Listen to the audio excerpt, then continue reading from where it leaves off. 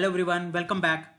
So we are covering AEMS cloud service, and we know within AEMS cloud solution we have two offering: AEM sites as a cloud service, and then we have assets as a cloud service. In this video we will cover assets. So it's a PaaS solution, platform as a service, and of course it is used for digital asset management, dynamic media operations.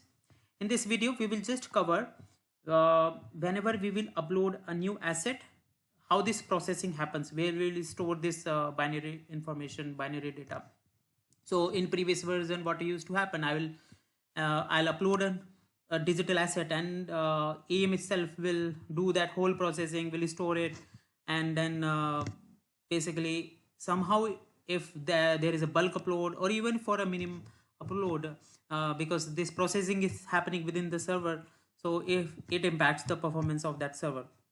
Now there is a new feature called assets microservices, and what it is, it does basically asset ingestion and processing. So ingestion is like I'm uploading the asset and then some processing happens. So for example, the renditions are being generated, right? So that is processing. So asset ingestion, I'll upload it and then processing happens. So this diagram I have taken from Adobe documentation only, and what key steps happens when any author uploads the asset using maybe from the web browser. I have the CUI, or maybe there are other ways as well, the desktop version of tool or the asset link. Okay, there are multiple ways I can upload the asset to the environment. I have APIs exposed as well. Maybe we'll cover one video for the API one, but the key steps are, so we have the client, just consider it's our browser, the UI itself, and I'll upload the asset.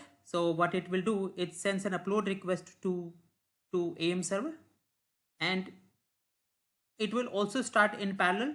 Actual upload, the binary upload will happen directly to the binary cloud storage. So if you are familiar with maybe AWS or Azure, it's kind of, for example, you can relate it to AWS S3, Azure Blob Storage, something similar to that. Okay, so it sends the upload request and it starts uploading binary directly to the cloud storage.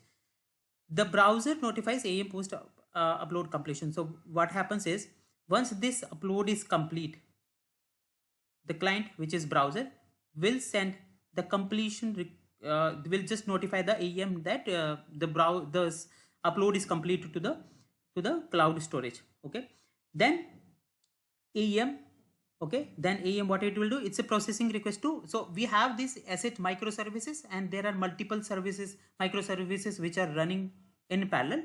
So what AEM will do, it will ask microservices, basically it will send a request to microservices to create any rendition. What it will do, again the microservices will access the binary directly from the cloud storage, okay, and will create renditions, etc., and those renditions are again will be stored in the binary cloud storage.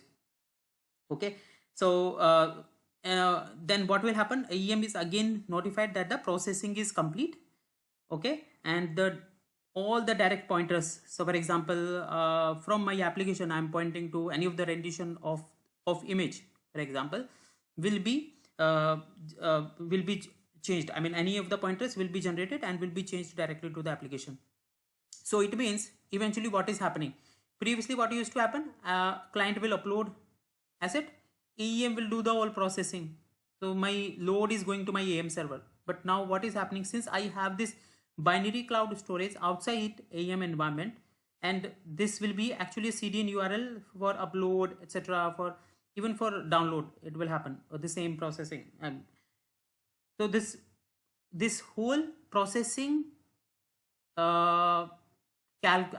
this processing logic is offloaded from the AEM server. So now my AEM server is free from that load.